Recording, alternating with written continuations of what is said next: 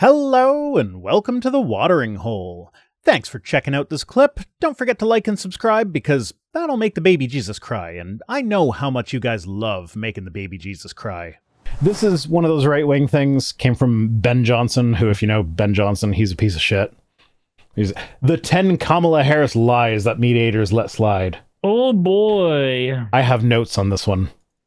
I can't wait. I have so many. This is the thing that, like I said, I have so many notes. I could do a full main channel video just on this. And yeah, it's almost 10 o'clock, which is normally when we would end originally.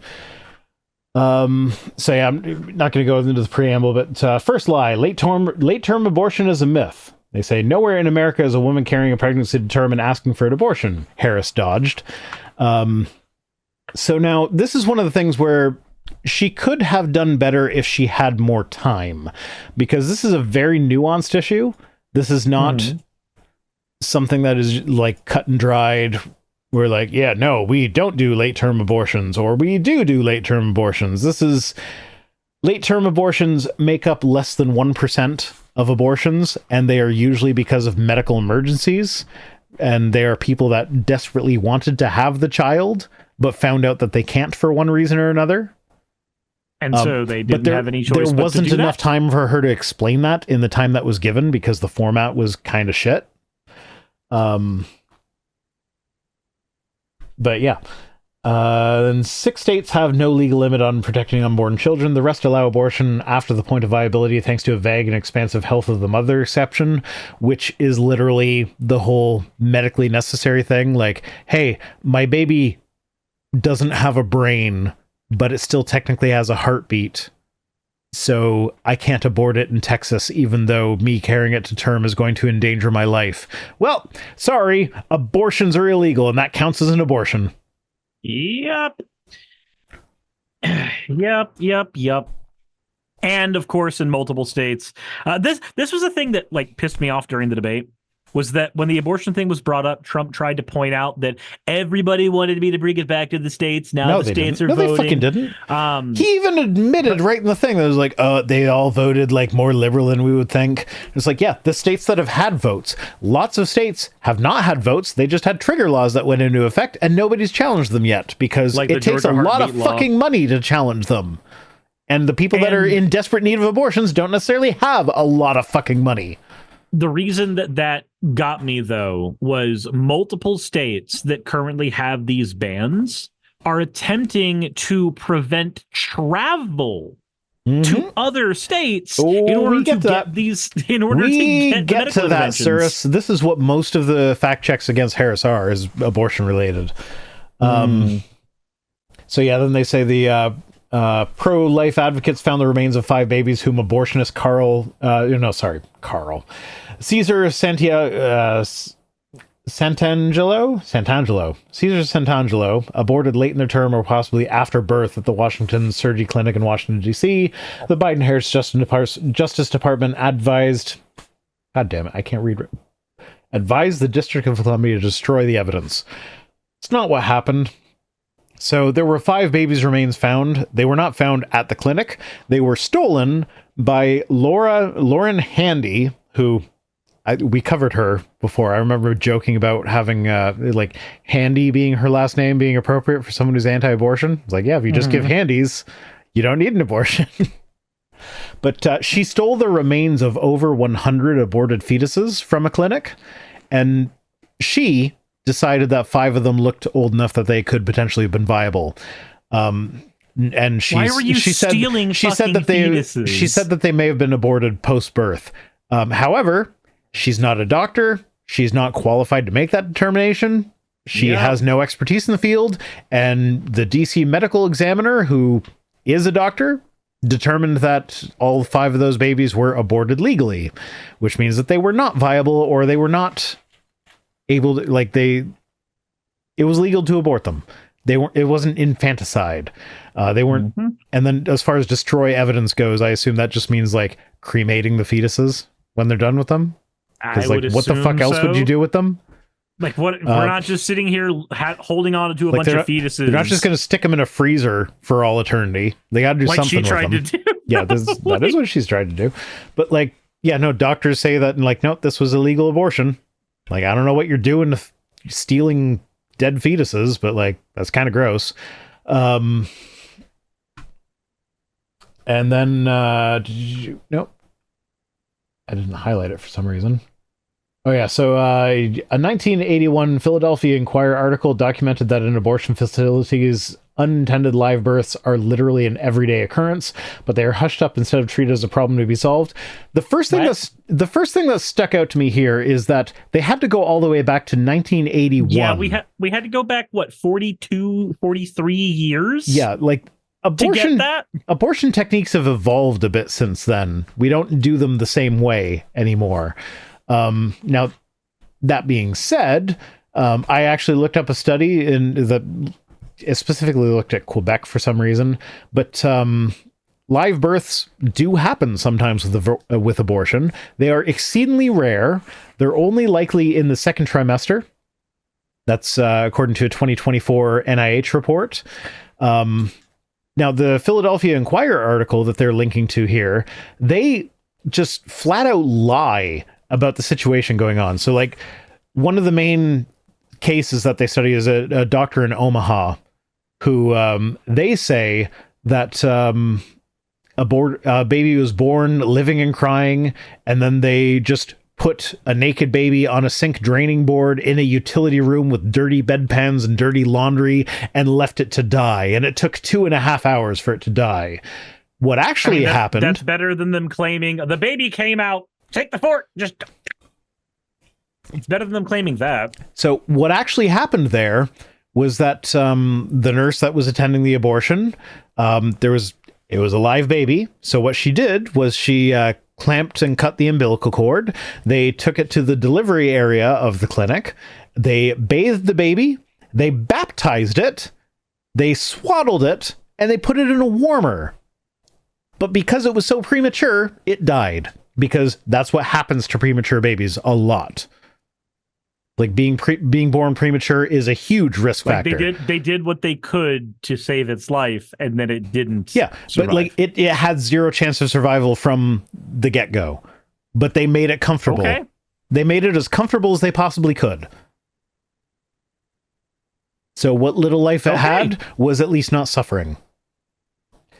They also say just sounds reasonable. Yeah. They also say more than 56,000 abortions took place after 21 weeks, according to the most recent CDC report. I looked at that report. That was the CDC abortion surveillance thing. They actually got that wrong by an order of magnitude. Really? The report doesn't give an actual number. They just say that it's 0.9% of abortions in 2021 happened after 21 weeks, which if you do the math on the number of abortions that they reported in 2021, that works out to 5,600 abortions, not 56,000. So they're off by an order of magnitude there, which, of course, easy enough mistake to make, but that's a huge difference. It's an easy mistake to make until you take it to scale. Until you try to look into how big the mistake is. Yeah. Then they say abortions after birth don't happen is a claim that Kamala made that they're saying is false. So Donald Trump cited comments made by a former Virginia governor about allowing babies born alive during birth to die, a position Trump called execution after birth. But like, no, abortions after birth don't actually happen because the actual federal law is that if a baby is alive after an abortion procedure, it must be treated as the patient with life-saving measures being taken, including calling 911 to transport the baby to a neonatal intensive care unit to keep it alive, if possible. Like that is the law of the land. That is now a United States citizen and must be treated as such. Yeah. Essentially. Okay. So the Virginia governor quote, which Trump got from, so they'll say Ralph Northam said that if a baby is born alive during a botched abortion, I can tell you exactly what would happen. The infant would be delivered, the infant would be kept comfortable, the infant would be resuscitated if that's what the mother and family desired, and then a discussion would ensue between the physicians and the mother about the child's future. Notice where the quotes end there, because that's not what he actually said. Also, this was specifically with reference to a non-viable fetus. In other words, a baby for which it is impossible for it to live outside the womb. So, like, the conversation that happens between the mother and the doctor is, what can we do to make this baby as comfortable as possible while it dies, for its incredibly short life, because it is impossible for it to live. Yeah, which is a reasonable conversation to have, because if the mother wanted to have the child and they were not able to have the child because of unfortunate circumstances like this, then they're going to want the best for them possible for as long as they can, which is not going to be a whole lot of time, but still there's going to be questions of like, hey, do you want to hold it, things like that. So Northam was the governor of Virginia. He is a medical doctor. However, he has never been an abortion provider, so he's never been in this situation himself. And also this quote, combined with blackface pictures of him, came out around the same time. And so there was bipartisan calls for him to resign. He never did. He ended up losing an election. But everybody, like, nobody liked Northam. Everybody wanted him to go. Go figure. Go fucking figure. You be a shitlord. Everybody's going to want you out of your office. The guy that Trump is quoting, or misquoting, when he says that, like, oh, the baby is born and they swaddle it and then they have a conversation about whether or not to execute the baby. The guy he quotes for that, everybody fucking hated him and wanted him to leave. And like he was never in a position where he would actually know what happens in an abortion.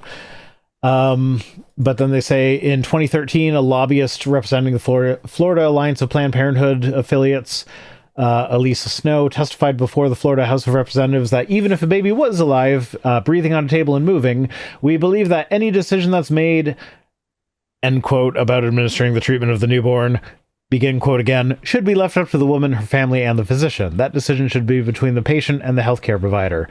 So if you watch the video that they fucking link here, she answered the question. They asked her, what happens if a baby's born alive? Her answer to that question was, I don't know, I'm not a doctor. And they said, but you're a lobbyist representing the doctors. And she said, yeah, but I don't know the answer to that question because I'm not a doctor. And then they said, but you need to answer the question, though. And I did. So they badgered her until they got her to say, like, yeah, no, the decision would be made between the doctor and the patient. Like, they had to push her into answering a question to which she said, I don't know what the answer to that question is. And then her answer was not 100% accurate. And they're like, aha! Because that's all that they had. Yeah, no, like, she literally said, I don't know. I'm not the doctor. I don't know what happens in that situation. I'm not prepared to answer this question. Maybe, like, you could argue that maybe she should have been prepared since she's a lobbyist for Planned Parenthood. Sure, you can argue that. But saying she wasn't prepared to answer a question is not the same as saying that her answer is the be-all and end-all of how abortion works. Also, if you're a lobbyist for something, that doesn't mean you need to be an expert for it. You just have to recognize that there are experts that know enough about it. I can say this having gone and fucking lobbied. You're not expected to be an expert in anything when you are lobbying, when you are phone banking, when you are campaigning. You're not expected to be an expert in these things. You're expected to have talking points. You're expected to have notes. You're expected to have some kind of base knowledge. But when it comes to specifics, that is not something that is expected in any of those situations, except by people who are looking for some kind of a gotcha. Just from fucking experience. Yeah. So she said, I don't know. And they said, answer it anyway. And then she gave an answer that they can use for their propaganda. Your answer was unsatisfactory. Of course it was. Yeah. And they say in 2019, Senator Harris voted against the Born Alive Abortion Survivors Protection Act, which requires abortionists to provide potentially life-saving care to babies born during botched abortions. So the thing about that is that that's an updated version of the Born Alive Infants Protection Act, which is already the law. It was signed into law by George Bush in 2005. The 2019 version that Harris voted against, the only thing that it changed was it was looking to add prison sentences to doctors found to be in violation.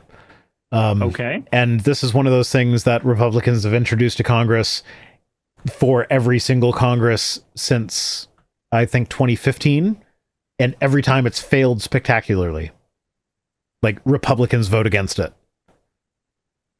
So, like, it's one of those things where so what do they want? It's a PR bill where they introduce it purely so that they can say, hey, this Democrat voted against this thing with a title that sounds like a thing that you want. Like, that's all Christ. It is. And then they say official statistics show that 277 babies were born alive during abortions. That number, it's unclear when the end date on that is, but that's like since 2006. And the paper that's published in is in 2024. It was published, so I'm guessing that is from 2006 to 2024. But they never actually say what the end date is. Okay, so it's a bit sketchy because it's like I say paper, but it's from the Family Research Council, which not exactly an unbiased organization. No, that sounds like the thing that I'm going to be honest. Anytime that I hear that a organization has family in the name now, it's a red flag to me. And that shouldn't be the case, but it is a red flag to me now. It absolutely is. 100%. Yeah, and I assume that's why they didn't say when the end date was of that, so they can leave it ambiguous. But yeah, that works out to 16. Like if we assume that goes to 2023, that's 16 babies born per year that were alive after an abortion procedure, which is tragic. It's traumatizing for the nurses that have to deal with that. Oftentimes the abortion clinics, if that happens, they provide counseling services to the nurses because it is kind of a mess up scenario. But like, let's be real here. Abortions that are happening late enough that the baby could potentially survive outside the womb for a little bit are not because the person was just like, yeah, no, I had sex and I just wanted to get rid of the results of that. These are people who wanted the baby, really that many, and it's not viable for one reason or another. It's not convenience abortions. It's medically necessary abortions. Not that really matters. But that's the point, that like they try and spin this as though these are just like, oh, my career would be impacted if I had this baby, so I'm gonna murder it in a sink in the dirty laundry room. Like, no, it's actually someone who really wanted a baby that it wasn't viable for one reason or another, and so like abortion had to happen for healthcare purposes. So like it's really the only option they had left was this. And like this is one of those things where it's like, I have empathy for the people that have to perform these abortions. I have empathy for the people who really, really wanted a baby, and then after an abortion they have a fetus that's sitting there crying like a normal baby but can't possibly survive anymore. That's got to be a fucking traumatizing experience. Mm-hmm. And these people are using it for political points. Fuck you. You pieces of shit. Dragonics in my chat says, freedom, family, and patriot. If I see any of those three, they are red flags. Absolutely. Lie number 3 of 10 that they say is that pro-life protections prevent miscarriage care. So, referring to Harris talking about women being denied care in an emergency room because the healthcare providers are afraid they might go to jail. Now, notice this is a very short section compared to the other one. Mm-hmm. They just say, no pro-life law in the nation prohibits doctors from caring for miscarriages, which is technically true. However, they are so vague that the doctors don't know what counts as caring for a miscarriage when the health of the mother is in danger versus what would count as an abortion that wasn't necessary. And so a lot of doctors are like, I need to keep my medical license. So I don't know what the rules are here. So I'm just going to say, no, I don't do any abortions. So yeah, they don't explicitly prohibit caring for miscarriages, but the actual real world effect of these laws is that they do. And the example she gave of a woman being told she had to wait until her life was in enough danger to qualify for an abortion was a real example. In fact, I can't even tell you which example she was thinking of because there are so goddamn many of them that it's hard to pinpoint because she didn't get specific enough with the details. Was it the person who was told to go wait in her car? Probably, because she mentioned going to the car, but then there was a woman in Texas who, the baby died, but still technically had a heartbeat, or her water broke, but the baby wouldn't be viable at that point, but she had a heartbeat. Any situation. And these were people that were like, every single case, it was someone who was desperate to have children because they wanted children, but something went wrong with the pregnancy and an abortion was the healthcare option that was necessary. And the doctors were like, I don't know if I'm legally allowed to do this, so I'm not going to do this. And because that's the safe thing to do, unfortunately.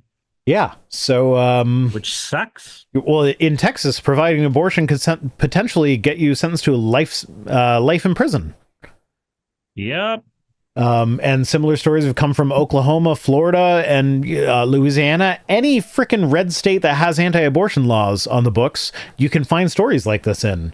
I'm going to quote, there was a 2023 paper. The link's not in the description, but if you do search for PMID, that's PubMed identification number, it's 38115843. You'll find the paper for this. And so what they say is maternal death rates in abortion restriction states were 62% higher than in states with greater abortion access. So anti-abortion laws cause people. They kill people. Yeah, they just kill people. They just kill people. There's people no die. ifs, ands, or buts. It ends in death. Pro-life protections prevent miscarriage care. Yes. Pro-choice protections keep people alive.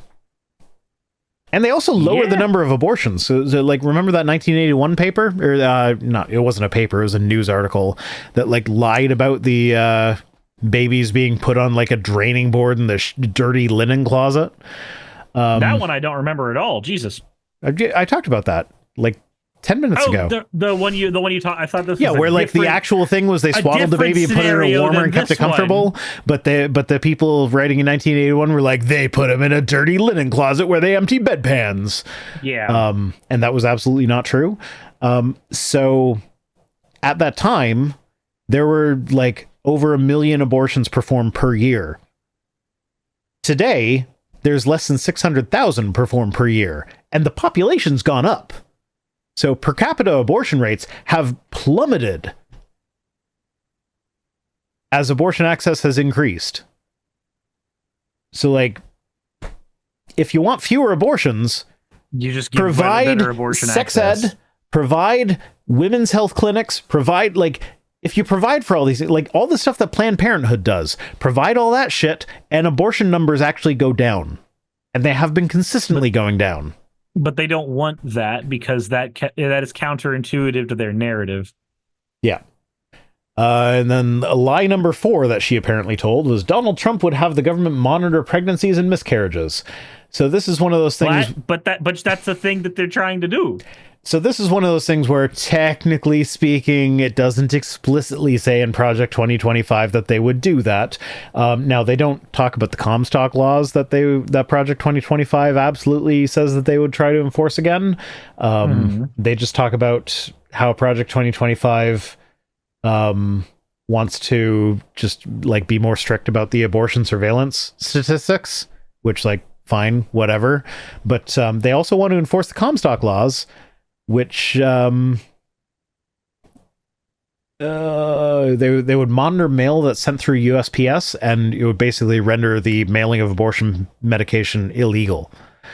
But also, a lot of the anti-abortion laws that are already on the books have provisions for allowing law enforcement to find out whether or not you were pregnant in the course of their investigation to determine whether or not you had an abortion. So like, it might not be like actively monitoring people's pregnancies to see whether or not you are about to have an abortion, but if you have an abortion, they could look into like they could be investigating whether or not you were pregnant and looking at social media, looking at fucking this is one of those the period tracking apps. If it's one of those things where it's not expressly said, but if you look at the actions they're taking, the logical next thing that happens is exactly what you described. Under these laws, it would be perfectly legal for police to subpoena records from some of the period tracking apps to see whether or not you missed a period, to determine whether or not you had an illegal abortion. So they're not explicitly saying we are going to monitor your pregnancy, but there are provisions in the law and protections for law enforcement that effectively render that monitoring whether or not people are pregnant. So it's very, very agitating when they go, it's like when somebody goes, they present these 3 ideas to you, right? Pedophiles are bad and should be killed. Idea 1. Mm-hmm. Idea 2, trans people are pedophiles. And idea 3, they don't need an idea 3. They only have to have the 2. They connected the 2, yep. And then they'll go, no, you're wrong. We're not saying we need to kill trans people. Why would you ever even suggest that? Yeah. That would be horrible. Mm-hmm. And you're like, but you said we should execute the pedophiles. Yes. And you think that being trans around kids is a form of pornography. That one's listed in Project 2025. It's on page 38. Because I had this conversation last night with somebody, so I remember the exact page it was on. It's on page 38 of the document, page 5 of the actual written word. They want to label being transgender as being pornographic. Okay, cool. What would you consider it? Would you consider it bad? Would you consider it pedophilic to force a child to view pornography? Well, yes, of course. Okay, cool. So if you agree with those things, are you saying you want to kill trans people because them existing around a child is pornographic, therefore pedophilic, and therefore they should die? Well, no, that's not what I'm saying. But you said all of those things. In that order, you just didn't string them together. What if the child is trans? Because I'm gonna level with you. Youngest kid of my partner, probably trans. She's 5, so this is one of those things where it could just be a kid doing kid things, because she is also a cat most days. Okay, and I don't expect that she's going to remain a cat. However, according to all the experts, according to all the fucking people we have, all the experts that we have spoken to directly, as well as all the research that I've done, hi Saki, is basically just let them be. Are you doing refills? Water, thank you. It's basically just let them be who they want to be, and worst case scenario, they change their mind at some point. Or they don't. Whatever. It doesn't fucking matter. The stakes are so fucking low. But would that count as pornographic? Is letting her be a her when she's 5? And if that counts as pornographic, and if that child counts as trans, it's a terrifying set of ideas to string together, but they're stringing them together. They just don't want to admit they're stringing the ideas together. It's the same fucking shit. It's the same shit here when all of the things are laid out, all of the ways in which women would be tracked, their period apps would be tracking them. They're like, no, that's not what we want to do. I mean, it's gonna happen. What we would do. It's gonna happen, but it's not what we want. Why would we ever want that? We didn't say we'd do that. It's just what we're going to do. It's just happening, In a similar vein, they also so the national abortion ban. So they say, again, this is a really short section because realistically they can't really say anything against us. But so Harris said if Donald Trump were to be reelected, he will sign a national abortion ban.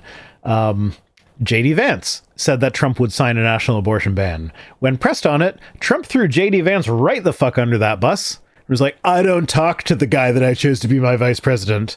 I don't talk to J.D. Vance. Why don't you talk to your vice president? Pick? What? Why did you pick him as vice president if you don't think he's someone worth talking to? And then J.D. Vance is in the back going like, okay, good. How long have you worked here? Okay, good. I will continue walking. Harris said that Trump would not veto a national abortion ban if it came to his desk.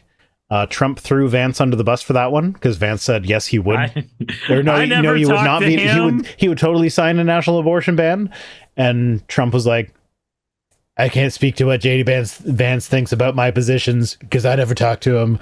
And then he never actually said whether or not he would veto it. So clearly, this is him just trying to play both sides. He's trying to convince the pro-lifers that he's pro-life. He's trying to convince the pro-choicers he's pro-choice, and without committing to anything. But very obviously, like if you look at his actual positions and the things that he's actually done, he would totally sign an abortion ban. He would totally sign it. Absolutely. But they're trying to say that she lied when he and this was another thing that on the actual ABC fact check they were like, oh well, we actually don't know. Like they tried to spin it as though he wouldn't actually sign it, but it's like, no, the best you can do here is say that she was speculating about what he would do if he was elected. That's not a lie, that's a speculation. Okay, good. Rerouting. J.D. Vance rerouting. And then the whole Trump called for a bloodbath thing. So in context, the bloodbath statement did seem to be about losing jobs to China, but there was enough ambiguity in the statement that it could very easily be interpreted as a call to violence. And given his history of making ambiguous statements that his supporters actually interpret as calls to violence that they follow through with, I feel like concern about that rhetoric is pretty justified. Just imagine Nick Fuentes sitting there going, and the big guy said that there's going to be a bloodbath. And I think he's right. And I think we should definitely do something about that. After all, the Jews, it's just... So my point here was, normally speaking, I would give someone the benefit of the doubt, and in context, yes, that quote is not necessarily calling for violence. However, in the context of the fact that he has actually called for violence, and people have done violence in his name on numerous occasions in the past, I'm less willing to give him the benefit of the doubt here, so I'm not going to call that a lie. Yup. Number 7, are Americans better off today than they were 4 years ago? Then they just complained that she never answered that question, which I agree. She didn't answer that question. She dodged it, like politicians do. Could she have done better there? Probably. That ain't a lie, though. That's just a question dodge. You think Trump answered a single fucking question all night? No, absolutely not. He just complained about immigrants anytime he was asked any fucking thing, whether it was about immigrants or not. Zarask says there's another guy that kind of looks like Vance that does similar skits. He's great. Yep, I don't know what the other guy's name is. Okay, good. But yeah, exactly. That's just that. I'm just gonna keep doing that for the rest of the night because it's perfect. Yeah, it works. So yeah, this isn't even a lie. This is list padding. So it's like, if you're having to pad your list when you're only trying to come up with 10 lies in an hour and a half debate, all you have to do is just say 8. Like politicians lie. That's what their thing is. Like, whether you like them or not, whatever politician you're rooting for, if it's someone you like or someone you don't like, they probably lie a bunch. Like Harris's answers on fracking lead me to believe that she does not actually believe what she's saying necessarily. She's just trying to say what will get her the most votes. That would be a lie. Now I can't really back this up with firm things yet because she's not president yet, and this is one of those things that would kind of need to be followed through on in order to be called a lie. But it's like that's one of those, like, all politicians lie, even the ones you like. Yeah. So, but this isn't even a lie. So what this says to me is that the right-wing nutjobs who put this list together couldn't even think of 10 things that Harris lied about.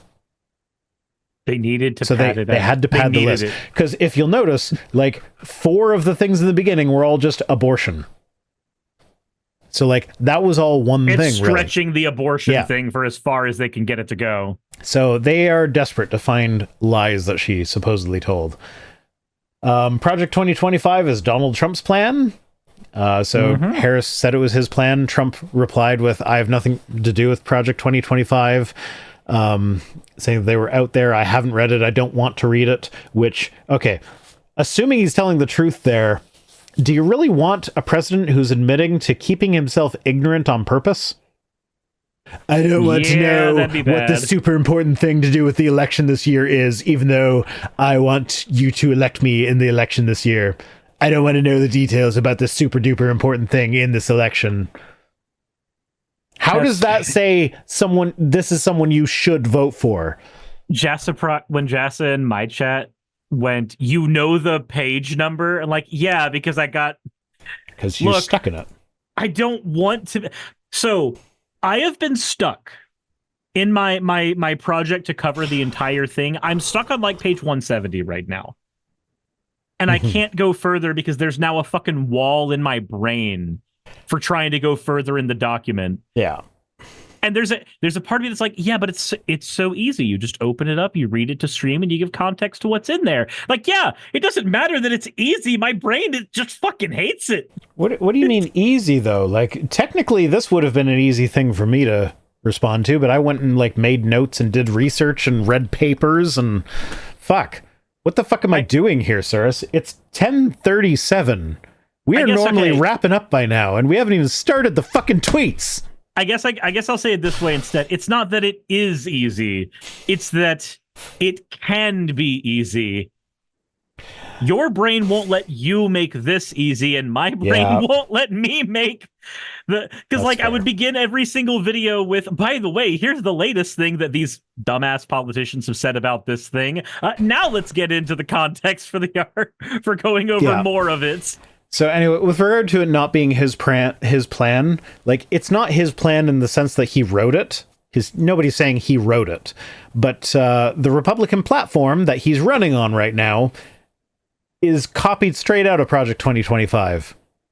And a bunch of Trump's former staff that are not the ones that have said he's a disgrace, the ones that actually stuck around with him to the end, they're the architects behind Project 2025.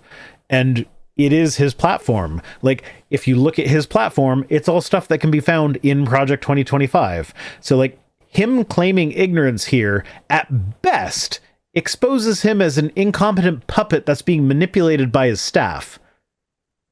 That's the best case scenario here, is that he's incompetent and being manipulated. I mean, that's what we've basically assumed is the case with his with the other dictators that he's been talking about and like lapping up. Like, that makes perfect sense. Yeah, it does. Like, is that what he wants us to believe about him? Because he surrounds himself with all of the best people, right? And worst case scenario is he's just lying and he actually does have a hand in crafting the plan. But I don't think he's clever enough for that. I think he just wants the power, and if giving the Project 2025 people what they want is what he thinks will give him power, then he's willing to do that. Yep. Then we got the Trump praise neo-Nazis and white supremacists. This gets into the whole technicality of like, yeah, no, he said there were very fine people on both sides, and then like 5 minutes later he went on to say like, oh yeah, all neo-Nazis and white supremacists should be condemned. But the problem is, of the both sides, one of the sides was entirely neo-Nazis and white supremacists. So if you said there were very fine people on both sides, sure, you included the neo-Nazis and the white supremacists. I would have way more respect for the dude if he was just like, yeah, no, I misspoke there. The people on that side were actually bad people. But he didn't. He's trying to pretend like there were people on that side that were not neo-Nazis or white supremacists. But that's who they were. So you can't say there are very fine people on both sides when one of the sides is neo-Nazis and white supremacists, and then just be like, oh yeah, no, I don't mean the neo-Nazis and white supremacists. Then you don't mean both sides. You mean one specific side. It's the not neo-Nazi and white supremacist side. But because you said both sides, one of the sides was those people. Yep. That's how it is. there are good people on both sides. You're going to include the ones that are bad. But because Snopes did a fact check that treats Trump with all the nuance in the world, when everybody else, as soon as they make a slight slip up, they get jumped on for some fucking reason. Yep. They all get to link to that Snopes article and be like, yeah, no, he was actually not talking about white supremacists, even though that's the only people on that side. And then, was that number? Yeah, that was number 9. So we're at Trump number is 10. above the law. Trump is above the law. They don't even deny this one. I would hope not after the Supreme Court ruling. Yeah, so that's what this is about, is that Harris pointed out that with the Supreme Court ruling, the president is above the law. And like the SCOTUS literally ruled that for official acts, the president is above the law. And the quote that they pulled here, where it's John Roberts saying the president enjoys no immunity for his unofficial acts, and not everything the president does is official. The president is not above the law. All that says is that he is above the law for official acts. He's not above the law for unofficial acts. When you actually look at the rulings as to what is an unofficial act, we don't fucking know. It's so vague. Excuse me. It's so vague that it could be an assassination attempt. Yeah, and that was one of the things given in the dissent of this very ruling. They were like, you could poison your attorney general, and that would be an official act that you can't even investigate because it's an official act. So yeah, it's just something you can do. So yes, he is above the law according to the Supreme Court, and the quote that they cited here doesn't say that he's not. Just says for unofficial acts, but then when you actually dig down to the nitty gritty, what is an unofficial act? Fucked if anyone knows. Yeah, it's just. But anyway, it's insane to me that that's even number 10, because that's not a lie. That is how far they had to dig to even pretend that Kamala was lying at even a fraction of the rate that Trump was lying. Why not just say the 5 things that Harris lied about? Like, if you accept that there were 4 fact checks on Trump, then saying the 5 things Harris lied about already gives you more things than Trump. You didn't need to stretch it. You didn't need to make it bigger. You didn't need any of that shit. You didn't need to turn this into a bad version of Hamburger Helper where you're stretching every dollar you've got to feed your poor people that desperately want to hear your bullshit, and it's the only thing that gives them sustenance. You don't need that. Yeah. They don't need filler shit. Okay. Ooh. Like Ooh. Jesus Christ. I have so many ooh-woos from you. So many ooh-woos. I began my segment on the debate with the stuff that I didn't agree with that Harris said. And I had the same issue when I was watching the debate. So I was watching it this morning while making breakfast. I was like, well, I got time to do this shit. This is when I'll go ahead and watch the debate, because I wasn't home when the debate happened. So, like, there are people who are rooting for Harris who already do not like a lot of the things that she did or said in the debate. You don't need to make yourself look like a fucking liar to have those things.